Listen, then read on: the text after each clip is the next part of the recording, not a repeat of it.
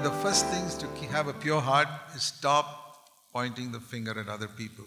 ಮೊದಲನೇದಾಗಿ ನಾವು ಇತರರಿಗೆ ಬೆರಳು ತೋರಿಸೋದನ್ನ ನಿಲ್ಲಿಸಬೇಕು, ಇದನ್ನ ಕಲ್ತ್ಕೊಳ್ಬೇಕು. Blessed are the pure in heart. ಶುದ್ಧ ಹೃದಯವುಳ್ಳವರು ಧನ್ಯರು. That is, blessed are those who don't point the finger at other people. ಯಾರು ಆಶೀರ್ವಾದ ಧನ್ಯರು, ಯಾರು ಬೆರಳು ತೋರಿಸಲ್ಲ ಅವರು ಧನ್ಯರು. You look in your own home particularly. ಮುಖ್ಯವಾಗಿ ನಿಮ್ಮ ಕುಟುಂಬದಲ್ಲಿ ನೋಡಿ, ಮನೆಯಲ್ಲಿ husband and wife, ಗಂಡ ಹೆಂಡತಿ, see how you speak to each other. ನೀವು ಒಬ್ಬರ ಜೊತೆ ಒಬ್ರು ಹೇಗೆ ಮಾತಾಡ್ತೀರಾ? You say, you did this, ನೀನು ಮಾಡಿದೆ, you did this, ನೀನು ಮಾಡಿದೆ, if you hadn't done this, this would not have happened. ನೀನು ಹೀಗೆ ಮಾಡಿಲ್ಲ ಅಂದ್ರೆ ಹೀಗೆ ಆಗ್ತಾ ಇರಲಿಲ್ಲ. What is it? ಅದರ ಅರ್ಥ ಏನು? It's a pointing finger. ಅದು ಬೆರಳು ಸಹ both ways. ಎರಡು ಕಡೆ, husband to the wife, wife to the husband. ಗಂಡ ಹೆಂಡತಿಗೆ, ಹೆಂಡತಿ ಗಂಡ. You did this, ನೀನು ಮಾಡಿದೆ, if you had not done this, this would not have happened. ನೀನು ಇದು ಮಾಡಿಲ್ಲ ಅಂದ್ರೆ ಇದು ಆಗ್ತಾ ಇರಲಿಲ್ಲ. Or if you had done this, then this would not have happened. ನೀನು ಇದು ಮಾಡಿದ್ರೆ ಇದು ಆಗ್ತಾ ಇರಲಿಲ್ಲ. But you forgot to do this. ನೀನು ಮಾಡ್ಲಿಕ್ಕೆ ಮರ್ತು ಬಿಟ್ಟೆ, ಅದಕ್ಕೆ ಇದಾಯ್ತು. Nobody is perfect. ಯಾರು ಪೂರ್ಣರಲ್ಲ. We all make mistakes. ನಾವು ಎಲ್ಲರೂ ತಪ್ಪು ಮಾಡುವಂತವರು. So don't jump on somebody else just because they made a mistake. ಬೇರೆಯವ್ರ ಮೇಲೆ ಬೇಗ ಅಪವಾದ ಹಾಕಬೇಡಿ. We must be merciful to others. ಇತರರ ಜೊತೆ ಕನಿಕರ ತೋರಿಸಿ, be forgiving to others. ಇನ್ನೊಬ್ಬರನ್ನ ಕ್ಷಮಿಸುವಂತವರಾಗಿರಬೇಕು. God will be merciful to you. ಆವಾಗ ದೇವರು ನಿಮ್ಮ ಮೇಲೆ ಕನಿಕರ ತೋರಿಸ್ತಾರೆ. Please learn one habit for this new year. ಹೊಸ ವರ್ಷದಲ್ಲಿ ಒಂದು ಒಳ್ಳೆ ಹವ್ಯಾಸವನ್ನ ಕಲ್ತ್ಕೊಳ್ಳಿ. Say, Lord, I don't want to point the finger at anybody. ಕರ್ತನೇ, ನಾನು ಯಾರ ಮೇಲೂ ಬೆರಳು ತೋರಿಸಬಾರದು. I want to keep my heart pure. ನನ್ನ ಹೃದಯವನ್ನು ಶುದ್ಧವಾಗಿ ಇಟ್ಕೊಳ್ಬೇಕು. I have pointed the finger at so many people in my life. ನನ್ನ ಜೀವಿತದಲ್ಲಿ ಇತರರ ಮೇಲೆ ಬಹಳಷ್ಟು ಬೆರಳು ತೋರಿಸಿದ್ದೀನಿ. I am boasting that I am born again Christian. ನಾನು ಹೊಸದಾಗಿ ಹುಟ್ಟಿದಂತ ಕ್ರಿಸ್ತನು ಅಂತ ಹೆಚ್ಚಳ ಪಡ್ತೀನಿ. Boasting that I am in a good church, CFC church. CFC ಒಳ್ಳೆ ಸಭೆನಲ್ಲಿ ಇದ್ದೀನಿ ಅಂತ ನಾನು ಹೆಚ್ಚಳ ಪಡ್ತೀನಿ. But I am still pointing the finger at my wife. ನನ್ನ ಹೆಂಡತಿ ಮೇಲೆ ಬೆರಳು ತೋರಿಸ್ತಾ ಇದ್ದೀನಿ. ಆದ್ರೆ still pointing the finger at my husband. ನನ್ನ ಗಂಡನ ಮೇಲೆ ಬೆರಳು ತೋರಿಸ್ತಾ ಇದ್ದೀನಿ. And still pointing the finger at my children. ನನ್ನ ಮಕ್ಕಳ ಮೇಲೆ ಬೆರಳು ತೋರಿಸ್ತಾ ಇದ್ದೀನಿ. And the neighbors, ನೆರೆಯವರ ಮೇಲೆ. and the elders, ಹಿರಿಯರ ಮೇಲೆ. Oh, these elders are like this. ಈ ಹಿರಿಯರು ಹೀಗಿದ್ದಾರೆ, they are doing like this, ಅವ್ರು ಹೀಗೆ ಮಾಡ್ತಾ ಇದ್ದಾರೆ. or some other brother in the church, or some other brother in the church. ಈ ಇತರ ಸಹೋದರರ ಸಭೆಯಲ್ಲಿ. And so God does not listen to us. ಹಾಗಿದ್ರೆ ದೇವರು ನಮ್ಮನ್ನ ಕೇಳಿಸ್ಕೊಳ್ಳಲ್ಲ. You know why your prayer is not heard? ನಮ್ಮ ಪ್ರಾರ್ಥನೆ ಯಾಕೆ ಕೇಳಿಸಲ್ಪಡಲ್ಲ ಗೊತ್ತಾ? So many, you pray 1000 prayers and only one prayer is answered. ನೀವು ಎಷ್ಟೊಂದು 1000 ಪ್ರಾರ್ಥನೆ ಮಾಡ್ತೀರಾ, ಆದ್ರೆ ದೇವರು ಕೇಳಿಸ್ಕೊಳ್ಳಲ್ಲ ಎಲ್ಲವನ್ನ. If you pray 1000 prayers to your heavenly Father, he must hear all 1000. ನೀವು 1000 ಪ್ರಾರ್ಥನೆಯನ್ನು ದೇವರಿಗೆ ಮಾಡಿದ್ರೆ ದೇವರು 1000 ಪ್ರಾರ್ಥನೆಯನ್ನು ಕೇಳಿಸ್ಕೊಳ್ಬೇಕಲ್ಲ. Why doesn't he listen to our prayer? ಯಾಕೆ ದೇವರು ನಮ್ಮ ಪ್ರಾರ್ಥನೆಯನ್ನು ಕೇಳಿಸ್ಕೊಳ್ತಾ ಇಲ್ಲ? I'll tell you two reasons. ನಾನು 2 ಕಾರಣಗಳನ್ನು ಹೇಳ್ತೀನಿ. The first is Psalm 66. ಕೀರ್ತನೆ 66ರಲ್ಲಿ ನಾವು ನೋಡ್ಕೊಳ್ಳೋಣ. Psalm 66. ಕೀರ್ತನೆ 66ನೇ ಅಧ್ಯಾಯ. Number one reason why God does not listen to your prayer. ಮೊದಲನೇ ಕಾರಣ ದೇವರು ನಿಮ್ಮ ಪ್ರಾರ್ಥನೆಯನ್ನು ಯಾಕೆ ಕೇಳಿಸಲ್ಲ. Verse 18. 18ನೇ ವಚನ. If I regard wickedness in my heart, the Lord will not hear. ನಾನು ಕೆಟ್ಟತನದ ಮೇಲೆ ಮನಸ್ಸಿಟ್ಟಿದ್ದಾರೆ, ಸ್ವಾಮಿಯು ನನ್ನ ವಿಜ್ಞಾಪನೆಯನ್ನು ಕೇಳುತ್ತಿಲ್ಲ. You don't have to do anything wrong. ನೀವು ಏನು ತಪ್ಪು ಮಾಡಬೇಕಾಗಿಲ್ಲ. In your heart, ನಿಮ್ಮ ಮನಸ್ಸಿನಲ್ಲಿ think of something wicked. ನಿಮ್ಮ ಹೃದಯದಲ್ಲಿ ಕೆಟ್ಟದರ ಬಗ್ಗೆ ಮನಸ್ಸಿಟ್ಟಿರ್ತೀರಿ. And then you pray. ನಂತರ ಪ್ರಾರ್ಥನೆ ಮಾಡ್ತೀರಿ. God will not hear you. ಅದನ್ನ ದೇವರು ಕೇಳಿಸ್ಕೊಳ್ಳೋದಿಲ್ಲ. So what should you do? ಏನ್ ಮಾಡಬೇಕು? First confess that. ಅದನ್ನ ಹರಕೆ ಮಾಡಿ ಮೊದಲು. Remember 1 John 1:9. 1 Yohana 1:9. If we confess our sins, he'll cleanse us. ನಾವು ನಮ್ಮ ಪಾಪವನ್ನು ಅರಿಕೆ ಮಾಡಿದ್ರೆ ಆತನು ಶುದ್ಧೀಕರಿಸ್ತಾನೆ. If you regarded some bad thing towards somebody else, ಯಾರ ಮೇಲಾದ್ರೂ ಒಂದು ಕೆಟ್ಟದನ್ನ ಆಲೋಚಿಸಿದ್ರೆ ask God to forgive you. ಕರ್ತನಲ್ಲಿ ಕೇಳಿ, I'm sorry I had that attitude. ತಂದೆಯೇ, ನಾನು ತಪ್ಪು ಮಾಡಿದ್ದೀನಿ, ನನ್ನ ಕ್ಷಮಿಸು, forgive me. ನನ್ನನ್ನು ಕ್ಷಮಿಸು ಸ್ವಾಮಿ. Otherwise the Lord will not hear. ಇಲ್ಲ ಅಂದ್ರೆ ಕರ್ತನು ನಿಮ್ಮ ಪ್ರಾರ್ಥನೆಯನ್ನು ಕೇಳಲ್ಲ. And here's the second reason. ಎರಡನೇ ಕಾರಣ ಇಲ್ಲಿದೆ. Isaiah 58. ಯೆಶಾಯ 58. 58 and verse 9. 9ನೇ ವಚನ. Isaiah 58 verse 9. ಯೆಶಾಯ 58 9ನೇ ವಚನ. Then you will call and the Lord will answer. ಆಗ ನೀವು ಕೂಗಿದರೆ ಯೆಹೋವನು ಉತ್ತರ ಕೊಡುವನು. You will cry. ಮೊರೆಯಿಟ್ಟು and he will say, here I am. ಇಗೋ ಇದ್ದೇನೆ ಅನ್ನುವನು. But there is a condition. ಆದರೆ ಇಲ್ಲಿ ಒಂದು ನಿಬಂಧನೆ ಇದೆ. You must stop pointing the finger at other people. ನೀವು ನಿನ್ನ ಮಧ್ಯದೊಳಗಿಂದ ನೊಗವನ್ನು, ಬೆರಳ ಸನ್ನೆಯನ್ನು ತೆಗಿಬೇಕು. You see that? ಏನ್ ನೋಡಿದ್ರ ಇಲ್ಲಿ? Adam pointed his finger at Eve. ಆದಾಮನು ಅವಳ ಮೇಲೆ ಕೈ ತೋರಿಸಿದ. We have all done it. ನಾವು ಎಲ್ಲರೂ ಈ ಕಾರ್ಯವನ್ನು ಮಾಡಿದ್ದೇವೆ. We do it so much in our home. ಬಹಳಷ್ಟು ಈ ಕಾರ್ಯಗಳನ್ನು ಮನೆಯಲ್ಲಿ ಮಾಡ್ತೇವೆ ನಾವು. Whole of our life we have been pointing finger at other people. ನಮ್ಮ ಜೀವಿತವೆಲ್ಲ ಇತರರ ಮೇಲೆ ಬೆರಳು ಸನ್ನೆಯನ್ನು ತೋರಿಸ್ತಾ ಇರ್ತೀವಿ. You know, sometimes people say, I want to sit at the foot of the cross and see Jesus. ಕೆಲವರು ಹೇಳ್ತಾರೆ, ಶಿಲುಬೆಯ ತಳದಲ್ಲಿ ನಾನು ಕುಳಿತುಕೊಂಡು ಯೇಸುವನ್ನು ನೋಡಬೇಕು. So I tell them, ನಾನು ಹೇಳ್ತೀನಿ ಅವ್ರಿಗೆ, before you sit at the foot of the cross of Jesus, ಯೇಸು ಸ್ವಾಮಿಯ ಶಿಲುಬೆ ಮೇಲೆ ಕುಳಿತುಕೊಳ್ಳೋ ತಳದಲ್ಲಿ ಕುಳಿತುಕೊಳ್ಳೋ ಮೊದಲು you sit at the foot of that cross of that thief. ಆ ಒಂದು ಕಳ್ಳನ ಆ ಶಿಲುಬೆ ಇದೆಯಲ್ಲ ಅದರ ತಳದಲ್ಲಿ ಕುಳಿತುಕೋ ಫಸ್ಟ್ ಮೊದಲು. Jesus that side, don't look at him. ಯೇಸು ಸ್ವಾಮಿದ ಆ ಕಡೆ ಇದೆ, ಅದನ್ನ ನೋಡಬೇಡ. You look at this thief hanging on the cross and meditate on him. ಇಲ್ಲಿ ಒಂದು ಕಳ್ಳನು ಇದ್ದಾನಲ್ಲ, ಅವನ ಮೇಲೆ ನೀನು ಧ್ಯಾನ ಮಾಡು. What will you learn? ಏನು ಕಲ್ತ್ಕೊಳ್ತೀಯ ಅದರಿಂದ? Lord, I blame myself. ಕರ್ತನೇ, ನನ್ನನ್ನು ನಾನು ದೋಷಾರೋಪಣೆ ಮಾಡ್ತೀನಿ. That is what you have to learn first before sitting at the foot of Jesus. ಯೇಸು ಸ್ವಾಮಿಯ ಶಿಲುಬೆಯ ತಳದಲ್ಲಿ ಕುಳಿತುಕೊಳ್ಳೋ ಮೊದಲು ಇದರ ಬಗ್ಗೆ ನಾವು ಧ್ಯಾನ. Very important lesson. ಬಹಳ ಮುಖ್ಯವಾದ ಪಾಠ. Lord, I am guilty. ಕರ್ತನೇ, ನಾನು ತಪ್ಪಿತಸ್ಥನು, ಅಪರಾಧಿ. I'm not blaming anybody else. ನಾನು ಯಾರನ್ನೂ ಬೆರಳು ತೋರಿಸಲ್ಲ ಸ್ವಾಮಿ. It says when you stop pointing the finger at others, the Lord says, I will hear your cry.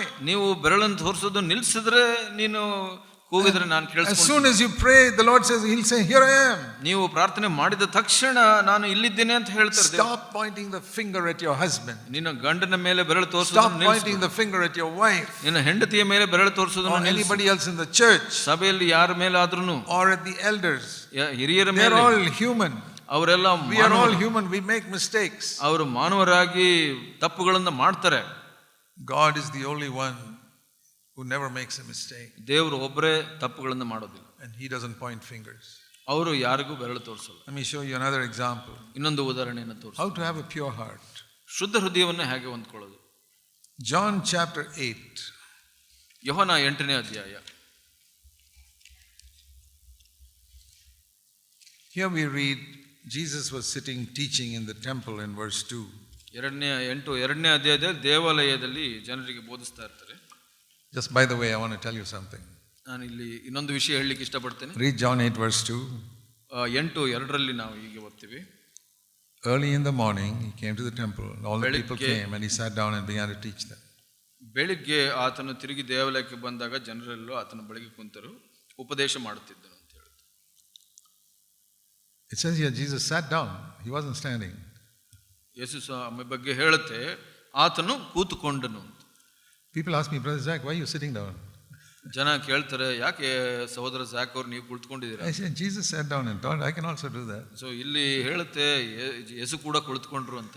The most famous sermon of Jesus is the Sermon on the Mount.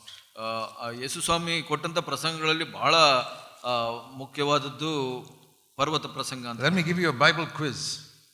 ನಾನು ಒಂದು Bible quiz ಅಥವಾ ಪ್ರಶ್ನೆಗಳನ್ನು ಕೇಳೋದು ಹೇಳ್ತೀನಿ. When Jesus preached the Sermon on the Mount, was he standing or sitting? ಆ ಪರ್ವತ ಪ್ರಸಂಗ ಮಾಡಿದಾಗ ಯೇಸು ಸ್ವಾಮಿ ಕುಳಿತುಕೊಂಡಿದ್ರು, ನಿಂತಿದ್ರು? Matthew 5 verse 1. ಮತ್ತಾಯ 5:1. He came, he sat down and he taught.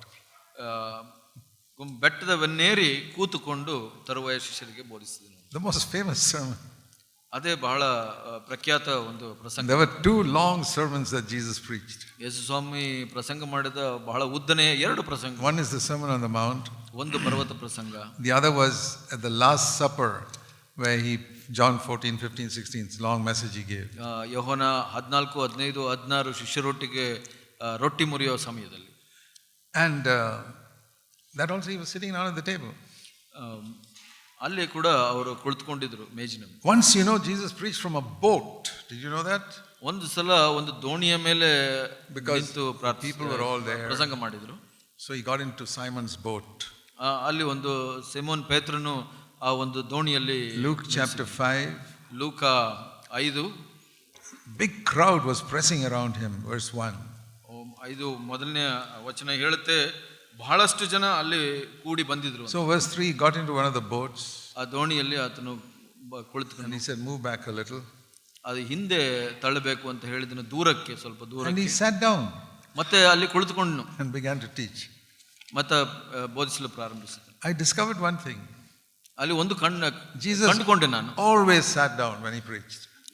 ಯೇಸು ಸ್ವಾಮಿ ಯಾವಾಗೆಲ್ಲ ಪ್ರಸಂಗ ಮಾಡಿದ್ರು ಅವಾಗೆಲ್ಲ ಕುಳಿತುಕೊಳ್ತಾ ಇದ್ರು. And I said, Lord, what is the meaning of this? ಇದರ ಅರ್ಥ ಏನು ಸ್ವಾಮಿ ಅಂತ. The Old Testament prophets stood. ಹಳೆ ಒಡಂಬಡಿಕೆಯಲ್ಲಿ ನಾವು ನೋಡ್ತೀವಿ ಪ್ರವಾದಿಗಳು ನಿಂತ್ಕೊಂಡು ಮಾತಾಡ್ತಾರೆ. And I said, that's the difference between a teacher and a father. ಅದು ವ್ಯತ್ಯಾಸ, ಒಬ್ಬ ಬೋಧಕನು ಮತ್ತು ತಂದೆಯ ನಡುವಿನ ಇರುವ ವ್ಯತ್ಯಾಸ. In your school, ನಿಮ್ಮ ಶಾಲೆಯಲ್ಲಿ does the teacher sit down and teach or does he stand up? ಶಾಲೆಯಲ್ಲಿ ಶಿಕ್ಷಕರು ನಿಂತು ಕಲಿಸ್ತಾರ ಇಲ್ಲ ಕುಳಿತುಕೊಂಡು ಕಲಿಸ್ತಾರ? Stand up. ಯಾವಾಗಲೂ ನಿಂತಿರ್ತಾರಲ್ಲ. Yeah, we need to teach also and we stand up and teach. ಯಾವಾಗೆಲ್ಲ ನಾವು ಕಲಿಸ್ಬೇಕು ಅವಾಗ ನಾವು ನಿಂತ್ಕೊಳ್ತೀವಿ. When your father is teaching you children in the house something, ಮನೆಯಲ್ಲಿ ಒಬ್ಬ ತಂದೆ ಮಕ್ಕಳ ಜೊತೆ ಏನೋ ಕಲಿಸ್ತಾ ಇದ್ದಾರೆ, ಮಾತಾಡ್ತಾ ಇದ್ದಾರೆ. your father, ನಿಮ್ಮ ತಂದೆ, does he stand up or does he ಅವ್ರು ನಿಂತ್ಕೊಂಡಿರ್ತಾರ, ಕುಂತ್ಕೊಂಡಿರ್ತಾರ? He sits around the table and says, okay, let's talk about ಮೇಜಿನ something. ಸುತ್ತ ಎಲ್ಲರೂ ಕುಳಿತುಕೊಂಡಿರ್ತಾರೆ. That is the difference between a teacher and a father. ಒಬ್ಬ ಬೋಧಕನಿಗೂ ಒಬ್ಬ ತಂದೆಗೂ ಇರೋ ವ್ಯತ್ಯಾಸ ಇದೆ. And that's what I learned. ಅದು ನಾನು ಕಲಿತೆ. Jesus said, I want the church to be like a family. ಯೇಸು ಸ್ವಾಮಿ ಹೇಳಿದ್ರು, ಸಭೆ ಅನ್ನೋದು ಒಂದು ಕುಟುಂಬದ So ತರ. that is why I sat down and taught. ಅದಕ್ಕಾಗಿ ನಾನು ಕುಳಿತುಕೊಂಡು ಮಾತಾಡ್ತೀನಿ. Because when you sit down, it's a family atmosphere. ನಾವು ಕುಳಿತುಕೊಂಡಾಗ ಅದು ಒಂದು ಕುಟುಂಬದ ಒಂದು ವಾತಾವರಣ ಇದೆ. I'm not saying we should not stand. ನಾನು ಹೇಳ್ತಾ ಇರೋದು ನಿಂತ್ಕೊಳ್ಬಾರ್ದು. There are times we have to teach and preach and we need to stand and speak firmly. ನಾವು ಕೆಲವು ಸಮಯಗಳಲ್ಲಿ ನಿಂತ್ಕೊಂಡು ಖಂಡಿತವಾಗಿ ಕೆಲವು ವಿಷಯಗಳನ್ನು ಹೇಳಬೇಕಾಗಿರುತ್ತೆ, ಬೋಧಿಸಬೇಕಾಗಿರುತ್ತೆ. What I'm trying to emphasize here is not how whether you stand or sit, but that Jesus speaks to us like a family. ನಾನು ಯಾವುದನ್ನ ಒತ್ತಿ ಹೇಳ್ತಾ ಇದ್ದೀನಿ ಅಂದ್ರೆ, ನಿಂತ್ಕೊಳ್ಬೇಕು, ಕುಳಿತುಕೊಳ್ಬೇಕು, ಅದು ಮುಖ್ಯ ಅಲ್ಲ. ಆದ್ರೆ ಯೇಸು ಸ್ವಾಮಿ ಸಭೆಯನ್ನ ಒಂದು ಕುಟುಂಬದ ತರ So ನೋಡ್ತಾರೆ. here Jesus was sitting like in a family in John chapter 8, sitting and teaching people. ಯೋನ 8ರಲ್ಲಿ ನಾವು ನೋಡ್ತೀವಿ, ಯೇಸು ಸ್ವಾಮಿ ಕುಳಿತುಕೊಂಡು ಅವರಿಗೆ ಬೋಧಿಸ್ತಾ ಇದ್ರು. And at that time the Pharisees came pointing the finger. ಅಲ್ಲಿ ಪರಿಸಾಯರು ಬಂದ್ರು, ಬೆರಳು ತೋರಿಸ್ಕೊಂಡು. See the same habit, pointing the finger. ಅಲ್ಲಿ ಬೆರಳು ತೋರಿಸುವಂತ ಅದೇ ಹವ್ಯಾಸ They ನೋಡಿ. brought a woman, verse 3, caught in adultery. They pointed the finger and said, this woman was caught in adultery. ವ್ಯಭಿಚಾರದಲ್ಲಿ ಸಿಕ್ಕಿದ ಒಬ್ಬ ಹೆಂಗಸನ್ನು ಅವರ ಬಳಿಗೆ ತೆಗೆದುಕೊಂಡು ಬೆರಳು ತೋರಿಸಿ ಈಕೆ ಸಿಕ್ಕಿದಳು ಅಂತ ಹೇಳಿದ್ರು. And it says in the Old Testament Moses said all women caught in adultery must be stoned to death. ವ್ಯಭಿಚಾರದಲ್ಲಿ ಸಿಕ್ಕವರನ್ನ ಎಲ್ಲರೂ, Verse 5. 5ನೇ ವಚನ, ಕಲ್ಲೆಸೆದು ಕೊಲ್ಲಬೇಕೆಂದು ಮೋಶೆ ಧರ್ಮಶಾಸ್ತ್ರ ಹೇಳುತ್ತದೆ ಅಂತ ಹೇಳಿದ್ರು. But Jesus, you know what he did with his finger? ಆತನ ಕೈನಿಂದ, ಬೆರಳಿನಿಂದ ಏನ್ ಮಾಡಿದನು ಗೊತ್ತಾ? It says he used his finger to write something on the ground. ನೆಲದ ಮೇಲೆ ಏನೋ Verse ಬರೆಯೋಕೆ. 6. 6ನೇ ವಚನದಲ್ಲಿ ನಾವು ನೋಡಿ, He didn't point the finger at her. ಅವರು ಯಾರ ಮೇಲೂ ಬೆರಳು ತೋರಿಸಿಲ್ಲ. And then he said, ನಂತರ ಹೇಳಿದ್ರು, okay, ಸರಿ, you want to throw the stone at her? ನೀವು ಅವರಿಗೆ, ಆಕೆಗೆ ಕಲ್ಲು ಹೊಡಿಬೇಕು ಅಂತ ಹೇಳ್ತೀರಾ? Whoever, verse 7, has never committed any sin, please take the first stone and throw it at her. ನಿಮ್ಮಲ್ಲಿ ಪಾಪವಿಲ್ಲದವನು ಯಾರೋ, 7ನೇ ವಚನ, ಅವನೇ ಮೊದಲು ಆಕೆಯ ಮೇಲೆ ಕಲ್ಲನ್ನು ಹಾಕಲಿ. Who has the right to point a finger? ಯಾರಿಗೆ ಬೆರಳು ತೋರಿಸುವಂತ ಅಧಿಕಾರ ಇದೆ? The one who has never committed a sin. ಯಾರು ಯಾವ ಪಾಪವನ್ನು ಮಾಡಿಲ್ಲ ಆತ. Please remember that. ಅದನ್ನ ನೆನ್ಪಿಟ್ಕೊಳ್ಳಿ. Yes, you can point the finger. ನಿಮಗೆ ಬೆರಳು ತೋರಿಸಬಹುದು, ಆದರೆ you have never committed a sin. ನೀವು ಯಾವ ಪಾಪವನ್ನು ಮಾಡಿರಬಾರದು. If you have committed even one sin, ನೀವು ಯಾವುದೇ ಒಂದು ಪಾಪ ಮಾಡಿದ್ರೆ put your finger down. ನಿಮ್ಮ ಬೆರಳನ್ನ ಕೆಳಗಡೆ ಇಡಿ. Point it at yourself. ನಿಮ್ಮ ಮೇಲೆ ನಿಮಗೆ ತೋರಿಸ್ಕೊಳ್ಳಿ. Confess your own sin. ನಿಮ್ಮ ಸ್ವಂತ ಪಾಪಗಳನ್ನು. That's what he said. He who is without sin, let him be the first to throw a stone. ಯಾವುದೇ ಪಾಪವಿಲ್ಲದವರನ್ನು ಮೊದಲು ಕಲ್ಲನ್ನು ಹಾಕಿ. Again he stooped down and started writing with the finger on the ground. ತಿರುಗಿ ಬಗ್ಗಿಕೊಂಡು ನೆಲದ ಮೇಲೆ ಬರೆಯುತ್ತಾ ಇದ್ದ. And it says in verse 9, 9ನೇ ವಚನ ಹೀಗೆ ಹೇಳುತ್ತೆ, see what that woman did was wrong. ಆಕೆ ಆ ಹೆಣ್ಣು ಮಾಡಿದ್ದು ತಪ್ಪೇ, very wrong to commit adultery. It's a very great sin. ವ್ಯಭಿಚಾರ ಮಾಡೋದು ಬಹಳ ಗಂಭೀರವಾದ ಪಾಪ. But Jesus said, ಆದರೆ ಯೇಸು ಸ್ವಾಮಿ, the only person who can stone such a woman is someone who has not committed any sin. ಯಾವ ವ್ಯಕ್ತಿ ಆಕೆಗೆ ಕಲ್ಲನ್ನು ಹಾಕಬಹುದು ಅಂದ್ರೆ ಯಾವ ಪಾಪವನ್ನು ಮಾಡದವನು ಮಾತ್ರ. So then, ಹಾಗಿದ್ರೆ they heard it, verse 9, they all went away. 9ನೇ ವಚನದಲ್ಲಿ ನಾವು ನೋಡ್ತೀವಿ, ಅವರೆಲ್ಲ ಹೋಗ್ಬಿಟ್ರು. Now I thought, why did they all go away? ಯಾಕೆ ಅವರೆಲ್ಲ ಹೋಗ್ಬಿಟ್ರು? One man could have said, no, I have not committed any sin. ಯಾರಾದರೂ ಹೇಳ್ಬೋದಿತ್ತು ನಾನೇನು ತಪ್ಪು ಮಾಡಿಲ್ಲ ಅಂತ, ನಾವು ಯಾವ ಪಾಪನ ಮಾಡಿಲ್ಲ ಅಂತ. He was afraid that Jesus would make a list of all the sins that he ever committed in his life. ಅವನಿಗೆ ಭಯ ಆಗ್ಬಿಡ್ತು ಯೇಸು ಸ್ವಾಮಿ ಅವನು ಮಾಡಿರೋ ಪಾಪನದೆಲ್ಲ ಪಟ್ಟಿ ಮಾಡಿಬಿಟ್ಟು ಹೇಳ್ಬಿಡ್ತಾರೆ. This man knows too much. He knows all my secrets also. ಅವ್ರಿಗೆ ಭಯ ಆಯಿತು, ನನ್ನ ರಹಸ್ಯ ಜೀವಿತ ಕೂಡ ಯೇಸು ಸ್ವಾಮಿ ಗೊತ್ತಿರುತ್ತೆ ಅಂತ. It says the older ones, verse 9, went away first. ಇಲ್ಲಿ ಹೇಳುತ್ತೆ ಹಿರಿಯನು ಮೊದಲುಗೊಂಡು ಅಂತ. Because they have committed the maximum sins. ಹಿರಿಯರು ಹೆಚ್ಚು ಪಾಪಗಳು. One by one till nobody was left. ಯಾರು ಇರಲಿಲ್ಲ, ಎಲ್ಲರೂ ಹೋಗ್ಬಿಟ್ರು. But there was one man left. ಆದ್ರೆ ಒಬ್ಬನೇ ಉಳಿದನು, who had never committed a sin. ಯಾವ ಪಾಪವನ್ನು ಮಾಡಿರಲಿಲ್ಲ. Who was that? ಯಾರು? Jesus. Yesu Swami. And Jesus said, the one who is without sin, ಯೇಸು ಸ್ವಾಮಿ ಹೇಳಿದ್ರು, ಯಾವ ಪಾಪವನ್ನು ಮಾಡದವನು can take a stone ಆ ಕಲ್ಲನ್ನು and throw it. ಆಕ ಮೇಲೆ ಹಾಕಬಹುದು. And Jesus could have done it. ಯೇಸು ಸ್ವಾಮಿ ಮಾಡಬಹುದಿತ್ತು. He could have said, I am without sin. ನಾನು ಪಾಪ ಮಾಡಿಲ್ಲ. I will obey the word of God and throw the stone and kill this woman. ನಾನು ಧರ್ಮಶಾಸ್ತ್ರವನ್ನ ಒಳಗೊಂಡು ನಾನು ವಿಧೇಯನಾಗಿ ಅದನ್ನ ಮಾಡ್ತೀನಿ ಅಂತ ಹೇಳ್ಬೋದಿತ್ತು. Did he do it? ಆದ್ರೆ ಮಾಡಿದನಾಗೆ No. ಇಲ್ಲ. Because he did not come to earth to throw stones at people. ಯಾರ ಮೇಲೂ ಕಲ್ಲು ಹಾಕ್ಲಿಕ್ಕೆ ಯೇಸು ಸ್ವಾಮಿ ಬಂದಿಲ್ಲ. We are so bad ನಾವು ಎಷ್ಟು ಕೆಟ್ಟವರು that even though we are full of sin, we throw stones at other people. ನಾವು ಎಷ್ಟು ಕೆಟ್ಟವರು ಅಂದ್ರೆ ನಾವು ಎಷ್ಟು ಪಾಪ ಇದ್ರು ನಾವು ಬೇರೆಯವ್ರ ಮೇಲೆ ಕಲ್ಲು ಹಾಕ್ತೀವಿ. Jesus, who was perfect, Yesu Swami ಪೂರ್ಣನಾಗಿದ್ದನು, he did not have one stone to throw at anybody. ಆತನಲ್ಲಿ ಒಂದು ಕಲ್ಲು ಕೂಡ ಇರಲಿಲ್ಲ ಬೇರೆಯವ್ರ ಮೇಲೆ ಹಾಕಿ.